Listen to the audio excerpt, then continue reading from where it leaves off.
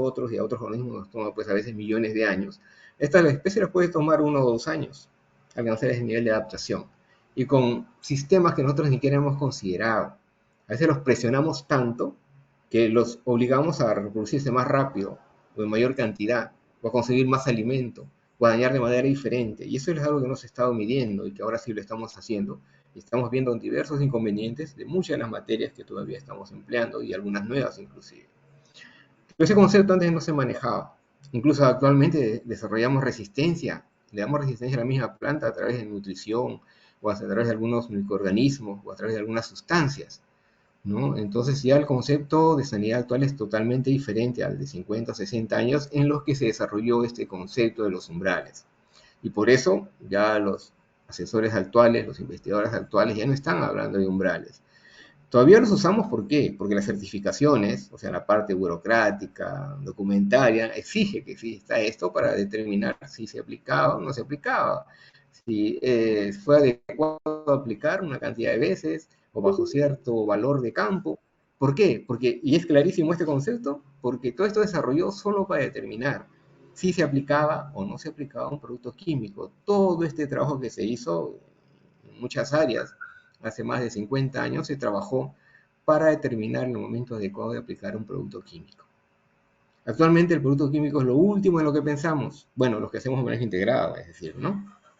Es lo último que empezamos. De hecho que tenemos seleccionados algunas materias, algunas buenas materias que todavía empleamos porque en algún momento el programa puede que no funcione como quisiéramos, entonces ocasionalmente podríamos apoyarnos en una buena materia química bien medida, bien evaluada y que sabemos que tiene un impacto mínimo en nuestro programa.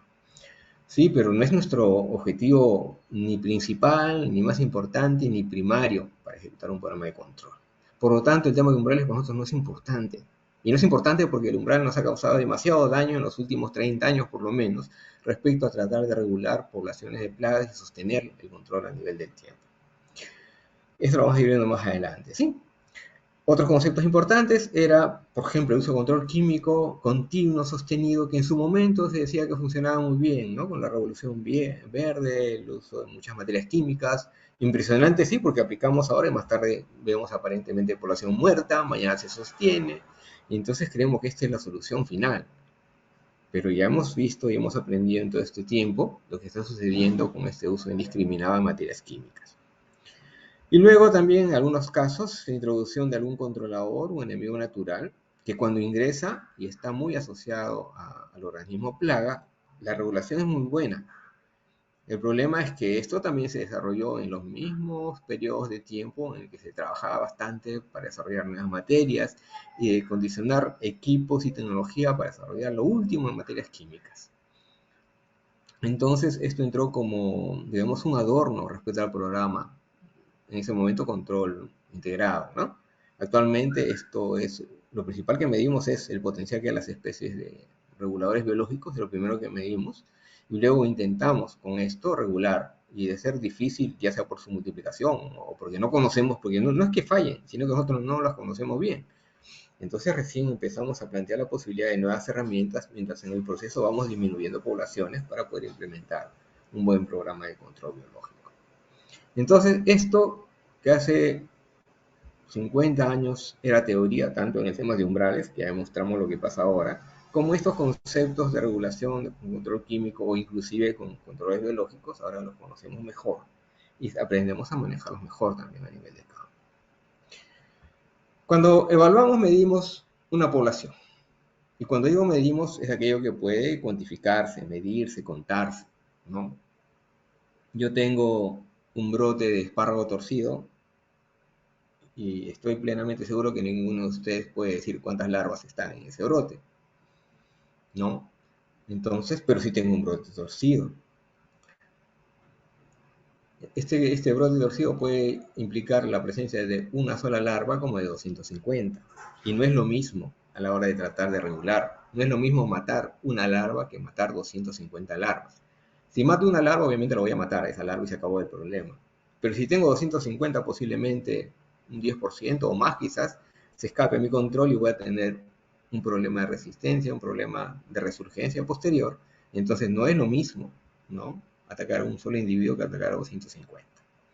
Por lo tanto, tengo que cuantificar la población que intento regular. Eso es lo primero que hay que entender. Lo que nos genera daño en el campo es una población. O sea, la torcedura no existe por sí sola. La perforadora no existe por sí sola. Que se quiebre una rama, que se enferme un árbol, no es por sí mismo. Es un conjunto de fases o individuos de una especie los que están generando esta condición y que es cuantificable.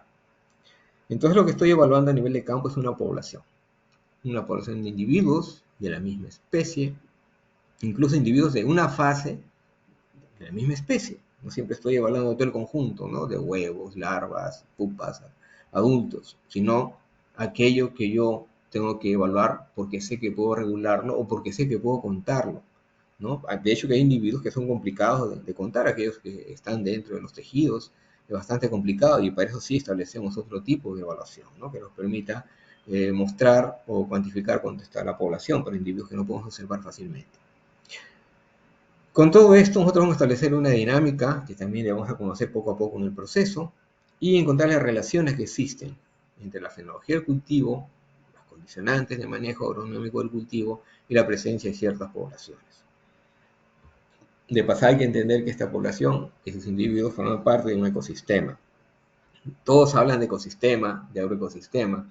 Es más, cuando empezamos a hacer exposiciones sobre cultivos y sus plagas, lo primero que ponemos es una diapositiva con el cultivo y todos sus componentes y decimos el agroecosistema del palto.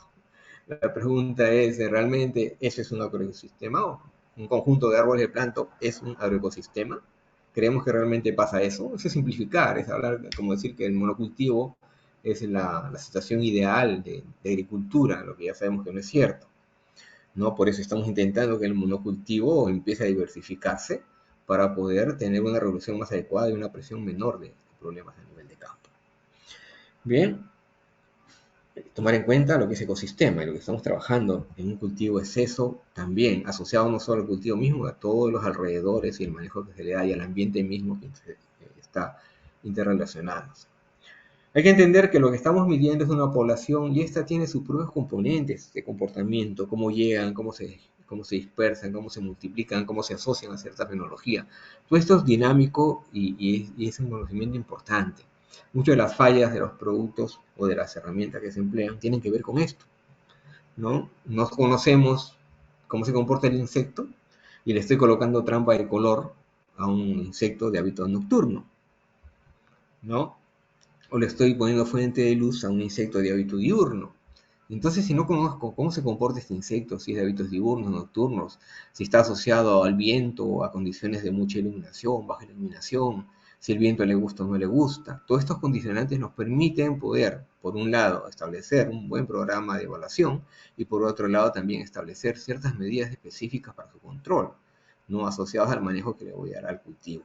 A veces es complicado porque si tengo cultivos que son afectados por el viento, necesito instalar cortinas o cortavientos que condicionan, claro, en favor del cultivo, pero también condiciones apropiadas para el desarrollo de muchas de las especies plagas.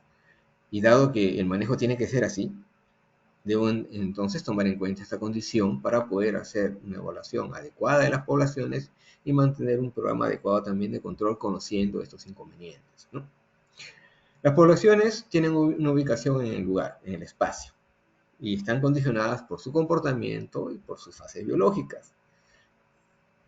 Por eso les digo, no solo basta con identificar que tenemos una especie, Copitarsia, Spodoptera, bueno, la especie que sea nuestro problema, debemos conocerla en su comportamiento, en su capacidad, en su velocidad de reproducción y en todo el potencial que tiene para hacerle daño a mi cultivo. No basta solo con conocer, ya, bueno, me está atacando Helicoverpa, me está atacando Spodoptera, ¿qué materia química la mata? Listo, y con eso soy feliz. No, eso es lo que ha venido sucediendo todo este tiempo y con eso seguimos con los problemas a nivel de campo, ¿no? Y muchas veces al colmo, encima que usamos las materias químicas, luego decimos que no funcionan porque han sido adulteradas, porque dejaron de ser eficientes. No, lo que ha sucedido es que esa materia química que en su momento era eficaz, dejó de ser eficaz por el mal manejo que se le dio, ¿no? Entonces, encima que priorizan el uso de químico, después encima le achacan al mismo químico los inconvenientes generados por su desconocimiento de lo que realmente pasa a nivel de campo. Importante que sepamos cómo se distribuyen y en teoría también ustedes pueden observar en los libros, en muchas publicaciones y supongo que en su formación académica también, tres distribuciones características o generales, ¿no? Que son las que encontramos regularmente en casi todas las publicaciones sobre lo que es distribución de insectos o plagas en los cultivos. Tenemos la distribución al azar, la uniforme y la agregada, como los tres tipos comunes que pueden encontrar en cualquier libro que habla sobre esto. En nuestros trabajos, en estos últimos 30 años, hemos adicionado algunos tipos que están más asociados a lo que pasa realmente, porque estas distribuciones de azar, uniforme y agregada tienen que ver con estudios realizados primero en áreas naturales y posteriormente en áreas homogéneas, como el caso de cultivos de trigo, alfalfa y cultivos a gran escala, donde sí se ha hecho investigación de campo hace 50 años, ¿no? Abundante, y con la cual se han sacado esas curvas que hemos visto previamente. La distribución horizontal, que es la que estamos midiendo en el cultivo, en el caso del azar tiene condicionantes particulares. Para que sea al azar, así como cuando hacemos un muestreo al azar, tiene que establecerse como condición que cualquier unidad, en este caso cualquier planta, tiene la misma posibilidad de albergar a la plaga, ¿no? Y esto a nivel de campo no se va a dar, ¿no? A pesar de que se habla mucho de azar. Hay que evaluar al azar en el campo, hay que tomar una muestra al azar, hay que ir al árbol y coger 5 hojas al azar y pregúntenle a cualquier estadístico qué significa tomar al azar, ¿no? ¿Qué significa realmente tomar al azar? Tomar al azar implica sortear en el total de unidades que tengamos. Si no, no estamos así. Mejor ni consideremos la palabra azar. Pero siempre se habla de esto, ¿no?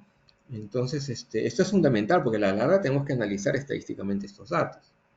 Así que si vamos a analizar datos tomados falsamente, porque no estamos haciendo azar como tal, entonces es complicado valorar esos resultados finales a través incluso de un procesador estadístico. Bueno, esta es una distribución que realmente no va a suceder a nivel de campo y menos en cultivos como los que manejamos. La distribución regular uniforme implica, por otro lado, que todo el área es homogénea, todas las plantas son idénticas y que las plagas se distribuyen de manera homogénea en el campo. Quiere decir que cada uno ubica un espacio y no se interpone con otro individuo. Esto es algo que tampoco va a pasar a nivel de campo, a menos que la plaga se esté multiplicando y dispersando en tal cantidad que finalmente ocupa todo el espacio, todos los árboles, todas las plantas del cultivo, que sucede cuando las poblaciones crecen de manera enorme por mal manejo de la plantación y no tenemos situaciones focalizadas. La otra distribución agregada o focalizada tiene que ver con individuos que se agregan por ciertas condicionantes, que puede ser por alimentación, por cuestiones también reproductivas, por algún atrayente o por alguna parte del comportamiento, sobre todo al tema reproductivo, ¿no? Una postura de spodóptera, donde la postura pues, es de 100, 200, 300 individuos. Entonces, al inicio, la fase 1, 2, 3 va a estar agregada. En lo que evaluamos encontramos zonas agregadas de población. Es un caso, por ejemplo, para el caso de posturas agregadas. Si fueran posturas individuales, se dispersaría posiblemente en el campo, ¿no? Por el mismo comportamiento de los adultos y su capacidad de vuelo. Esto también puede darse, por ejemplo, en algunos escarabajos, ¿no? Que emiten una feromona no sexual, sino una feromona de agregación, que les indica que están en un lugar donde el alimento es abundante y en buenas condiciones y empiezan a llamar a los demás. Más feromona y se empiezan a agregar. Y esto aparentemente para el control sería fácil, pues controlamos por focos. El problema es que esto genera un daño tremendo en esos focos, ¿no? Esto también es lo que vamos a conseguir cuando usamos herramientas mal planteadas. Eso vamos a ver un poquito más adelante. Entonces son formas del comportamiento que sucede en campo. Y estas son las otras formas que ya nosotros hemos incluido, además de las tres anteriores, que son las que encuentran en los libros. Esta posiblemente todavía ni la encuentran en los libros, nosotros lo hemos presentado en algunos manuales de manejo de evaluación fitosanitaria. Esto es lo que sucede realmente en muchos de los cultivos, ¿no? La distribución agregada perimétrica que tiene que ver con la presencia principalmente de cercos. Estos cercos dan ciertas condiciones particulares a los bordes del cultivo que favorecen a muchas de las especies plagas y se agregan en esos bordes. Esto es importante conocerlo para hacer una evaluación adecuada. Si evaluamos solo los bordes, encontramos que la población es tremenda, pero si evaluamos solo el centro nada más, encontramos que la producción es mínima o inexistente y creemos que no tenemos la plaga. Entonces este conocimiento es fundamental para poder establecer primero cómo se comportan y luego de esto plantear las propuestas de control. La otra distribución que hemos adicionado es la distribución agregada o enfrente de migración, que también aquellos que manejan cultivos los habrán visto. ¿no? Las migraciones de tris, las migraciones de pulgones o de especies de poca capacidad de vuelo realizan este tipo de comportamiento. Esto podría pasar también con larvas, por ejemplo, de gusanos de ejército. Hacemos el chapodo o el corte de un cultivo que está lleno de gusanos de ejército, de Lepidoptera, y durante la noche van a migrar estos al cultivo más cercano, generando un frente de migración en la zona más cercana al cultivo en el cual se ha eliminado el follaje, ¿no? Entonces son comportamientos asociados al manejo que le estamos dando al cultivo o a las migraciones asociadas a zonas con alta densidad que están atacando cultivos o zonas con baja densidad de la plaga, ¿no? Y que va a ir poco a poco dispersándose el cultivo. Esto puede verse claramente, cualquiera que maneje espárrago o pimientos, incluso arándano, que tienen presencia de cortinas o tienen, en caso del espárrago, lotes de diferentes menologías, lotes en brotamiento, en maduración. Va a verse esto con toda claridad, sobre todo cuando se trata de trips. Es muy notorio esto, ¿no? Prodiprosis también, pero más asociado al tema de cortaviento. En caso de trips, más asociado al tema de migración. Hay mucha gente que habla que Prodiplosis se apoya en el viento. Prodiplosis no le gusta el viento. Prodiplosis no usa el viento para migrar. Prodiplosis espera que no haya viento para empezar a migrar. Lo que no sucede con trips, moscas blancas que se apoyan en el viento para poder realizar sus dispersiones, ¿no? Y encontramos este tipo de distribución también.